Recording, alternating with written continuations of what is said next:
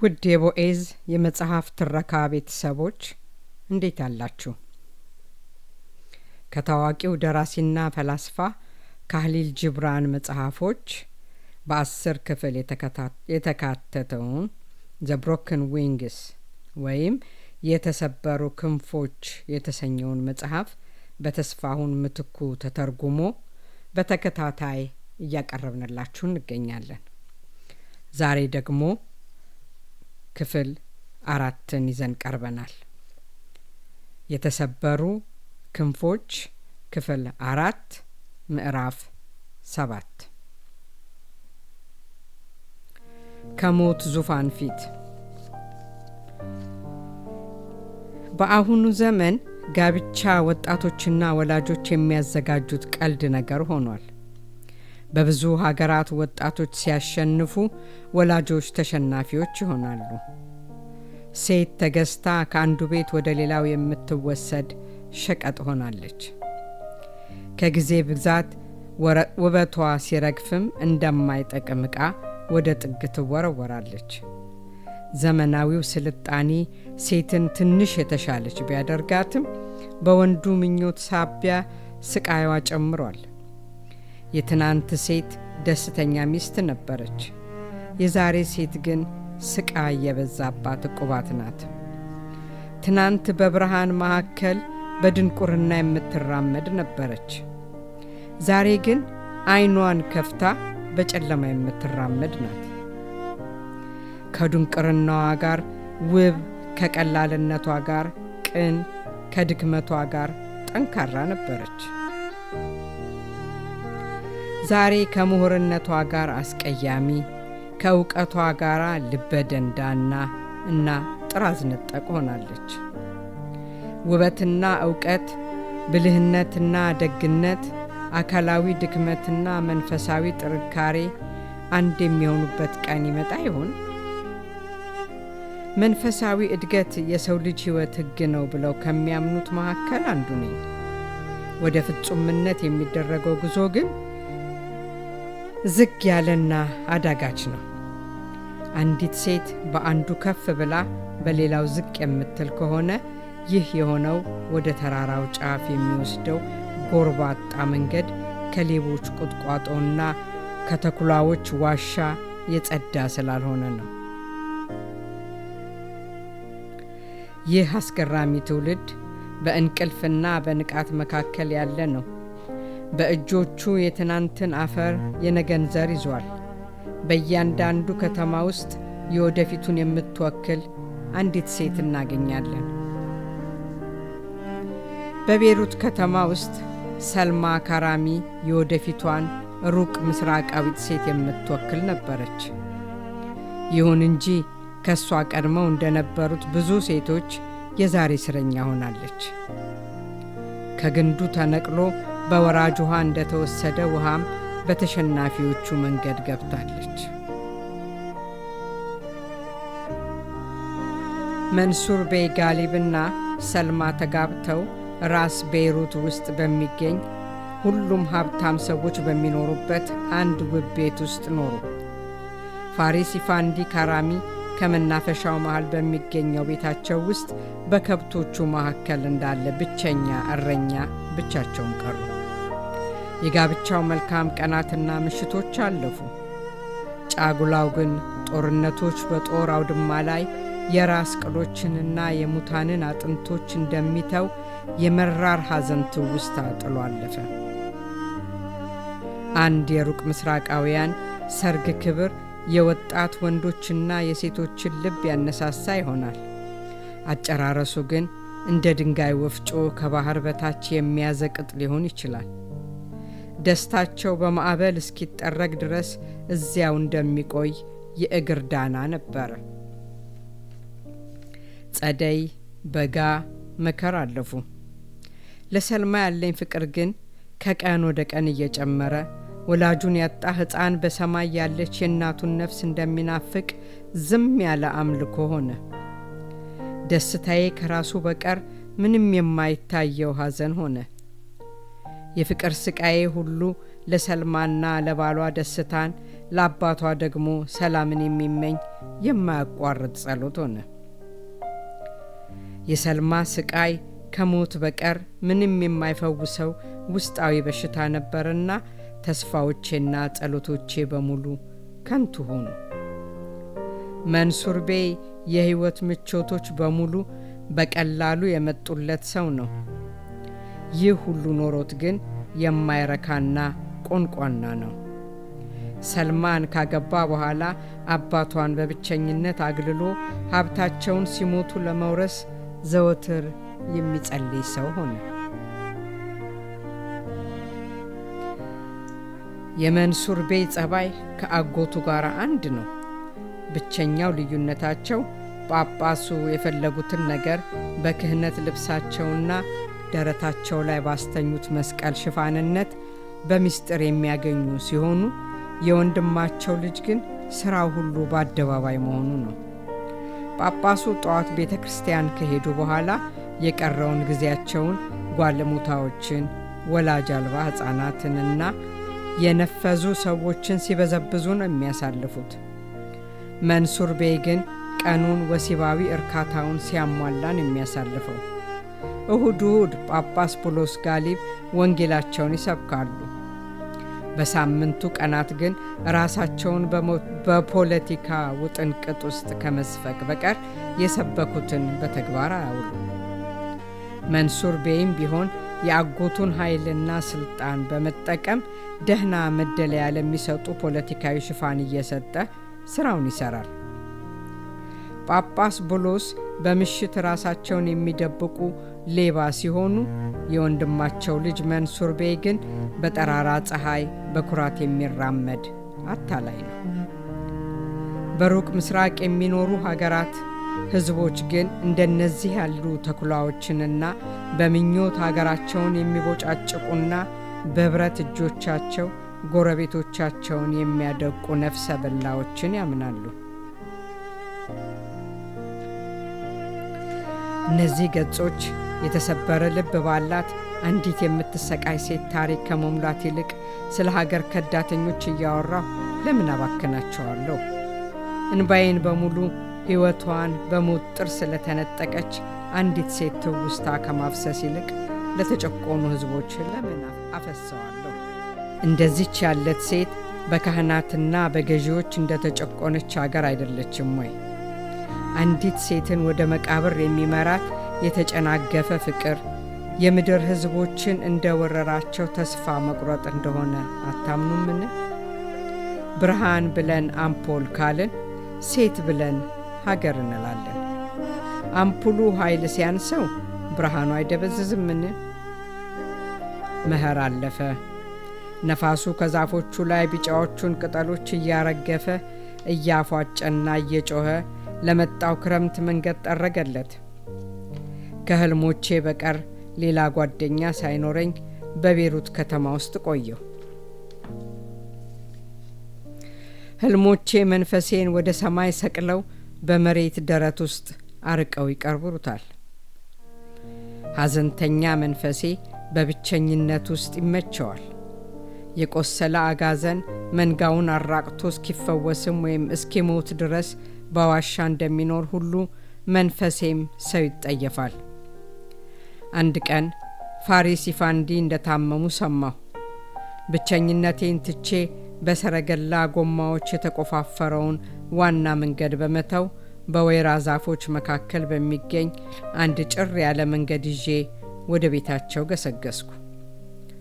በሽማግሌው ቤት እንደደረስኩ ወደ ውስጥ ስገባ ፋሪስ ኢፋንዲን ደክመውና ገርጥተው ባልጋቸው ላይ ተኝተው አገኘኋቸው። የጎደጎዱ አይኖቻቸው በህመም ጣረሞቶች የተያዙ ሁለት ጥልቅና ጨለማ ሸለቆች ይመስላሉ። ዘውትር ከፊታቸው የማይጠፋው ፈገግታ በህመምና በስቃይ ደብዝዟል። የለስላሳ እጆቻቸው አጥንቶች በአውሎ ነፋስ እንደሚወዛወዙ ቅርንጫፎች ሆነዋል። ቀረብ ብዬ ስለ ጤናቸው ስጠይቃቸው የገረጣ ፊታቸውን ወደ እኔ አዙረው በሚንቀጠቀጡ ከንፈሮቻቸው ፈገግታ አሳዩኝ። ከዚያም በደከመ ድምፅ ሂድ የኔ ውድ፣ ሂድ የኔ ልጅ፣ ወደሚቀጥለው ክፍል ሂድና ሰልማን አጽናንተህ ካልጋዬ አጠገብ እንድትቀመጥ አድርጋሉኝ። ወደሚቀጥለው ክፍል ስገባ በእጆቿ ራሷን ከልላና አባቷ ለቅሶውን እንዳይሰሙ ፊቷን በትራሱ ስር ደብቃ በአንድ ድንክ አልጋ ላይ ተጋድማ አገኘኋት። ቀረብ ብዬ በሹክሹክታ ባነሰ ድምፅ ስሟን ጠራኋት። አስፈሪ ህልም ስታይ ቆይታ እንደተቀሰቀሰች በፍርሃት ቀና አለች። ከዚያም ቀና ብላ ተቀመጠችና ጣዕረ ሞት ነው ወይስ ሕያው ብሎ የሚመረምር በሚመስል ዓይኗ በጥርጣሬ ትክ ብላ ተመለከተችኝ። በትውስታ ክንፍ ወደ ኋላ መልሶ በፍቅር ወይን የሰከርንበትን ጊዜ ወለል አድርጎ አሳየን። ጥልቅ ጸጥታ ስንመለስ ሰልማ እምባዋን ጠራርጋ ያ ጊዜ እንዴት እንደለወጠን አየህ? ጊዜ የሕይወታችንን መንገድ ለውጦ በዚህ ምስቅልቅል ውስጥ እንዴት እንደጣለን አየህ? በዚህ ስፍራ ጸደይ በፍቅር ገመድ አስተሳሰረን። በዚህ ስፍራ መልሶ ከሞት ዙፋን ፊት አቀረበን። ጸደዩ እንዴት ውብ ነበር፣ ክረምቱስ እንዴት ያስፈራል አለች። ይህንን ከተናገረች በኋላ ከፊቷ ከቆመው ትናንት ራሷን ለመሸሸግ ያሰበች ይመስል ፊቷን በድጋሚ በእጆቿ ሸፈነችው። እጄን ራሷ ላይ አሳርፌ ነይ ሰልማ፣ ነይና ከአውሎ ንፋሱ ፊት የማይናወጡ ጠንካራ አምዶች እንሁን። ከጠላቶቻቸው ፊት በድፍረት እንደሚቆሙ ወታደሮች እንሁን። መሞት ካለብን እንደ ሰማዕታት ነው መሞት ያለብን። ካሸነፍን እንደ ጀግኖች እንኖራለን። እንቅፋቶችንና ችግሮችን በድፍረት ማለፍ ከማፈግፈግ በእጅጉ ይበልጣል። እስኪሞት ድረስ በአምፖል ዙሪያ የሚሽከረከር ቢራቢሮ በጨለማ ዋሻ ውስጥ ከሚኖር ፍልፈል ይሻላል። ነይ ሰልማ፣ በቋጥኞችና በዙፋኖች መሃል የሚገኙ የራስ ቅሎች እንዳይታዩን ዓይኖቻችንን ወደ ፀሐይ ልከን በዚህ አባጣ ጎርባጣ መንገድ ላይ በጀግንነት እንራመድ። ፍርሃት በመንገዱ መሃል ካስቆመን የምሽቱን አሰቃቂ ድምጾች ብቻ እንሰማለን። በጀግንነት ወደ ተራራው ጫፍ ከወጣን ግን የድልና የደስታ ዜማ የሚያዘሙትን ሰማያዊ መንፈሶችን እናገኛቸዋለን። እንባሽን ጠራርገሽ ሐዘንሽን ከፊትሽ አስወግደሽ ደስ ይበልሽ ሰልማ፣ ተነሽና ከአባትሽ ጎን እንቀመጥ። ምክንያቱም ሕይወታቸው በአንቺ ሕይወት የተወሰነ ነው። የሚፈውሳቸው ፈገግታሽ ብቻ ነው አልኳት። በፍቅርና በርህራሄ አስተያየት ተመለከተችኝ። አንተ ራስህ የምትፈልገውን ጽናት እንድጎናጸፍ እየጠየከኝ ነው? የተራበ ሰው የያዘውን ዳቦ ለሌላ የተራበ ሰው ይሰጣል ወይ? አንድ ህመምተኛ ለራሱ በጣም የሚያስፈልገውን መድኃኒት ለሌላ አሳልፎ ይሰጣል?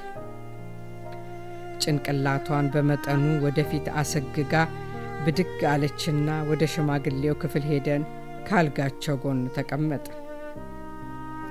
ሰልማ የግዷን ፈገግ ብላ ታጋሽ ለመምሰል ታገለች። አባቷ በበኩላቸው እንደተሻላቸውና ጠንካራ እየሆኑ እንደሆነ ሊያሳዩት ሞከሩ። ሁለቱም ግን ሐዘን እየገደላቸው ተግባብተዋል። በቃል ያልወጣውን ስቃይ ተደማምጠዋል። አንዳቸው ሌላኛቸውን በጸጥታ የሚያሰልሉ ሁለት እኩል ኃይሎች ናቸው። የአባትየው ልብ በልጃቸው መከራ ሳቢያ ቀልጧል። ሁለቱም ንጹሕ ነፍሶች ናቸው።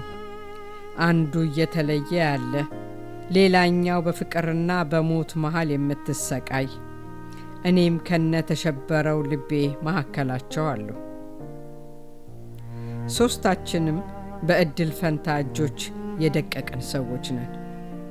በጎርፍ እንደፈረሰ ቤት የሚመስሉ ሽማግሌ፣ በስል ማጭድ የተቆረጠች አበባ የምትመስል ወጣት፣ በበረዶ ናዳ ያጎነበሰ ደካማ ችግኝ የሚመስል ወጣት ሁላችንም በእድል እጅ ውስጥ ያለን አሻንጉሊቶች ነን። ፋሪስ ኢፋንዲ በቀስታ ተንቀሳቀሱና የደከመ እጃቸውን ወደ ሰልማ ዘርግተው ፍቅርና ርህራሄ በተሞላ ድምፅ እንዲህ አሏት። እጄን ያዥኝ የኔ ፍቅር። ሰልማም እንደተባለችው አደረገች። እሳቸውም ንግግራቸውን ቀጠሉ። እኔ የሚበቃኝን ያህል ኖሬያለሁ። በሕይወት መፈራረቅ የፈሩትን ፍሬዎችን በሙሉ በልቻለሁ። አስቸጋሪዎቹን ወቅቶች ሁሉ በመረጋጋት አሳልፌያቸዋለሁ። እናትሽ ስትለየኝ የ3 ዓመት ሕፃን ነበርሽ። እንደ ውድ ሀብት ነው እጄ ላይ ጥላሽ ያለፈችው። ስታድጊ ሳይሽ ከዋክብት በረጋ ኩሬ ላይ እንደሚታዩ አንቺም የእናትሽ ነጸብራቅ እንደሆንሽ አስተውያለሁ። ባህሪሽ፣ ዕውቀትሽና ውበትሽ የእናትሽ ናቸው። የአነጋገር ቅላጼሽና አኳኋንሽ በሙሉ የእሷ ግልባጭ ነው። በስራሽም በቃልሽም የእናትሽ ነጸብራቅ ነሽና በዚህ ዓለም ብቸኛዋ መጽናኛዬ ነሽ። አሁን አርጅቻለሁ። ብቸኛው ማረፊያዬ ለስላሳዎቹ የሞት ክንፎች ናቸው። ሴት እስክትሆኚ ድረስ ላይሽ ታድያለሁና አይክፋሽ የኔ ውድ። ከሞትኩ በኋላ ካንቺ ጋር ነኝና ደስ ይበልሽ። ዛሬም ነገም ከነገ ወዲያም ሄድኩ ያው ነው። ቀናቶች እንደው እንደ መኸር ቅጠሎች ነው የሚረግፉት። መሞቻዬ እየቀረበ ነው። ነፍሴ ከእናትሽ ነፍስ ጋር ልትዋሃድ በመሆኗ ደስ ብሏታል። እነዚህን የጣፈጡ ቃላት ሲናገሩ ፊታቸው እንደበራ ነበር።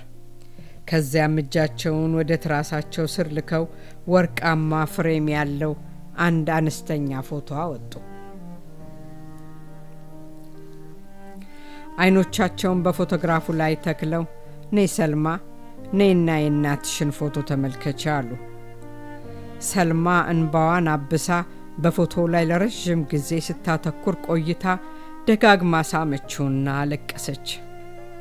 ተወዳጇ እናቴ፣ ውዷ እናቴ ብላ ነፍሷን ወደ ምስሉ ማስተላለፍ የፈለገች ይመስል የሚንቀጠቀጡ ከንፈሮቿን በፎቶው ላይ አሳረፈቻቸው።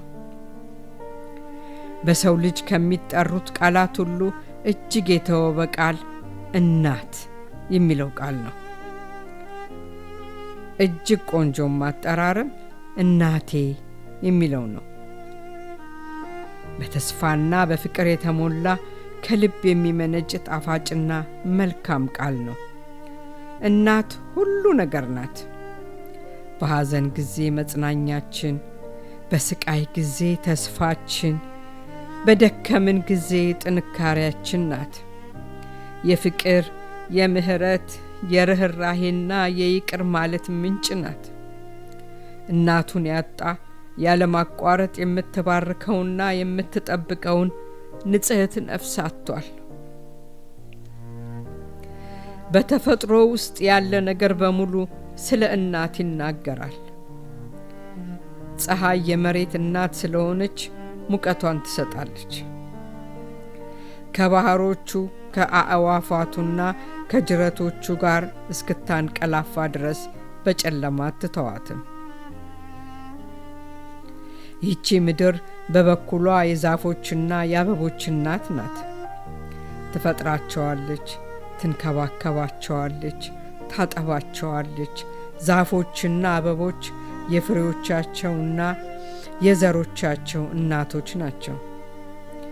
የመላው ሕይወት ተምሳሌ የሆነችው እናት በዘላለማዊ መንፈስ በውበትና በፍቅር የተሞላች ናት። ሰልማ ካራሚ እናቷ ስትሞት ሕፃን ስለነበረች አታውቃትም። ፎቶዋን ባየች ጊዜ እማዬ ብላ ጮኸች። እናት የሚለው ቃል በልቦቻችን ውስጥ ተደብቆ ይገኛል።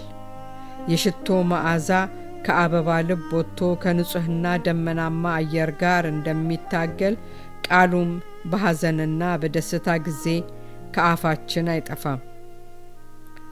ሰልማ በአባቷ አልጋ ላይ እስክትወድቅ ድረስ የእናቷን ፎቶ ደጋግማ ሳመችው። ሽማግሌው ሁለት እጆቻቸውን ራሷ ላይ አሳርፈው ውዷ ልጄ የእናትሽን ምስል በወረቀት ላይ ነው ያሳየሁሽ። አሁን የሷን ቃላት ልነግርሽ ነውና አድምጪኝ አሉ። የእናቷን መምጣት እንደሰማች ወፍ ራሷን ቀና አድርጋ በትኩረት ተመለከተቻቸው። ፋሪስ ኢፋንዲ አፋቸውን ከፍተው እንዲህ አሉ። እናትሽ አባቷን ስታጣ አንቺን እያጠባች ነበር። የአባቷ መለየት ቢያስጮኻትም ቢያስለቅሳትም ብልህና ጽኑ ነበረች። የቀብር ስርዓቱ ተፈጽሞ እንደተጠናቀቀ ወዲያውኑ እዚህ ክፍል ውስጥ አጠገቤ ተቀምጣ እጄን ያዘችና ፋሪስ አባቴ ሞቷልና በዚህ ዓለም ያለኸኝ ብቸኛ መጽናኛዬ አንተ ነህ። የልብ ፍቅር እንደ ጥድ ዛፍ ቅርንጫፎች የተከፋፈለ ነው። ዛፍ አንድ ትልቅ ቅርንጫፍ ቢያጣም ጨርሶ አይሞትም። ክፍተቱን እንዲሞላለትም ቀጥሎ ያለውን ቅርንጫፍ ተንከባክቦ ያሳድገዋል አለችኝ። እናትሽ አባቷ ሲሞቱ ይህንን የነገረችኝ። ሞት ነፍሴን ወደ እግዚአብሔር ስጋዬን ወደ ማረፊያው ሲወስዳት አንቺም ይህንን ማለት ይኖርብሻል። ሰልማ በተሰበረ ልቧ እንባዋን እያረገፈች እንዲህ ስትል መለሰችላቸው። የእናቴ አባት ሲሞት አንተ ተተካህ። አንተ ከሞትክ ማን ይተካሃል? እናቴ በፍቅር የሚንከባከባት እውነተኛ ባል ነበራት። በልጇም ተጽናና ነበር። አንተ ከሞትክ በኋላ እኔን ማን ያጽናናኛል? አንተ አባቴም እናቴም የልጅነት ጓደኛዬም ነህ። ይህንን ብላ ወደ እኔ ዞራ ተመለከተችኝና የልብሴን ጫፍ እያያዘች አንተ ከሄድክ በኋላ የሚኖረኝ ብቸኛ ጓደኛዬ እሱ ነው። ግን እሱም በስቃይ ያለ ነውና እንዴት አድርጎ ነው እኔን የሚያጽናናኝ? በተሰበረ ልብ በተከፋ ነፍስ ውስጥ እንዴት መጽናናትን ሊያገኝ ይችላል?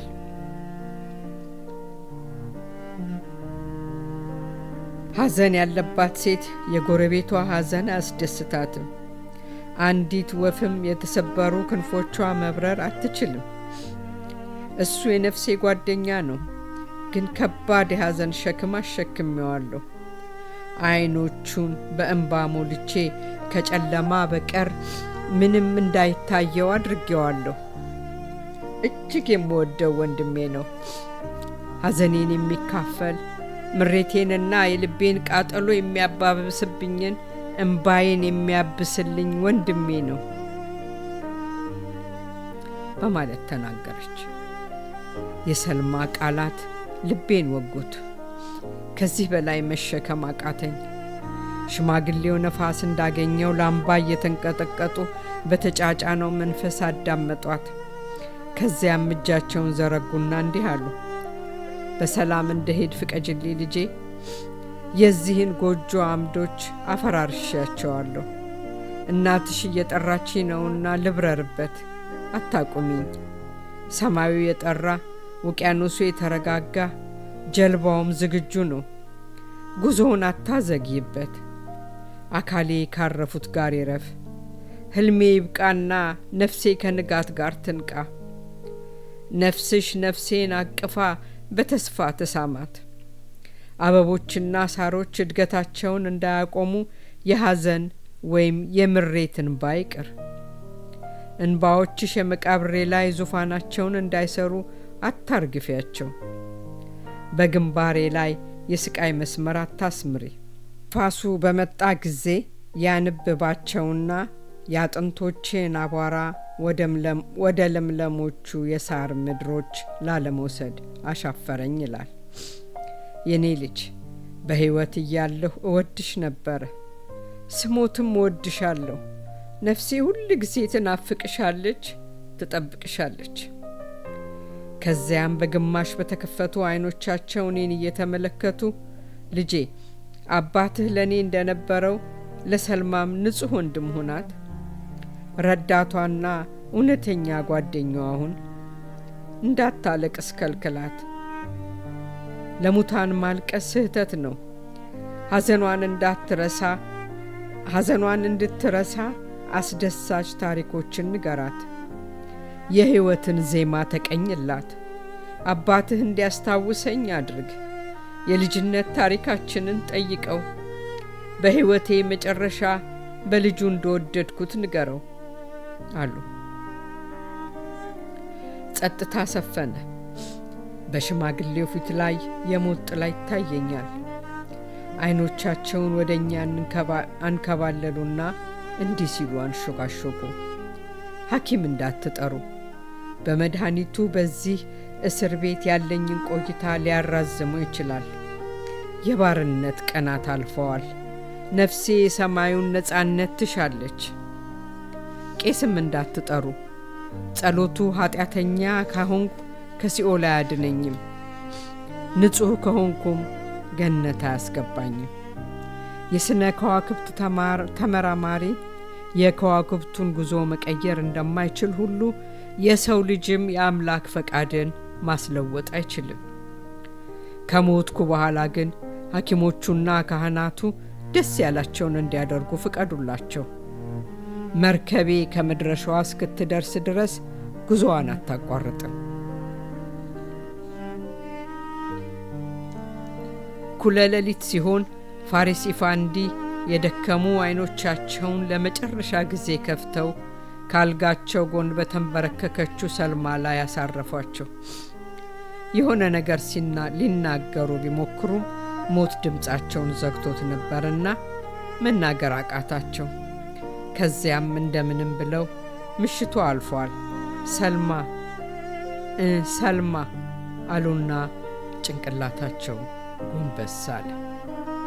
ፊታቸው ነጣ። የመጨረሻ ትንፋሻቸውን ሲያወጡ በከንፈሮቻቸው ላይ ፈገግታ ታይቶኝ ነበር። ሰልማ የአባቷን እጅ ነካችው። ቀዝቅዟል። ቀና ብላ ፊታቸውን ተመለከተች። በሞት ዓይነ ርግብ ተሸፍኗል። ሰልማ ክፉኛ ስለደነገጠች ማልቀስም መጮህም መንቀሳቀስም አልቻለችም። ለጥቂት ጊዜ ያህል ባሉበት የቆሙትን ዓይኖቻቸውን አተኩራ ተመለከተቻቸው። ከዚያም አጎንብሳ በግንባሯ ወለሉን ነካችው። ጌታ ሆይ ምሕረትህ በእኛ ላይ ይሁን፣ የተሰበሩ ክንፎቻችንን ጠግንልን አለች። ፋሪስ ኢፋንዲ ካራሚ አረፉ። ነፍሳቸው በዘላለማዊነት እቅፍ ውስጥ ገባች። አካላቸው ወደ አፈርነት ተመለሰ። መንሱር ቤይ ጋሊብ ሀብታቸውን ወረሰ። ሰልማ የሕይወት እስረኛ ሆነች። የሐዘንና የስቃይ ሕይወት። በሐዘንና በሐሰብ ተዋጥኩ። አሞራ ግዳዩን እንደሚገነጣጥል ቀንና ምሽት ግዳያቸው አደረጉኝ። እድለቢስነቴን ለመርሳት በመጽሐፍትና ያለፈው ዘመን ትውልዶች ባስተረፏቸው ጽሑፎች ውስጥ ለመደበቅ ሞከርኩ። ነገሩ ሁሉ ግን እሳትን በጋዝ እንደማጥፋት ሆነ። ትናንትን ሳስብ የሚታየኝ ሐዘን ነው። ትናንትን ሳስብ የሚሰማኝ ለቅሶና ዋይታ ነው። ከመዝሙረ ዳዊት ይልቅ መጽሐፈ ኢዮብ ማረከኝ። ከሰለሞን መዝሙሮች ይልቅ የኤርምያስን ሰቆቃ መረጥኩኝ። ምዕራባውያን ጸሐፍት ከጻፏቸው ቲያትሮች መካከል ሃምሌትን አብልጬ ወደድኩት። ተስፋ መቁረጥ እይታችንን አደከመው፣ ጆሮዎቻችንን ደፈነው። በህብረ ቀለም ካጌጠው ክብ ጣራ በቀር ምንም አይታየንም። ካዘኑ ልቦቻችን ሞት በቀር ምንም አይሰማንም። ክፍል 4 እዚህ ላይ ተጠናቀቀ። ክፍል 5ን ይዘንላችሁ እንቀርባለን። አመሰግናለሁ።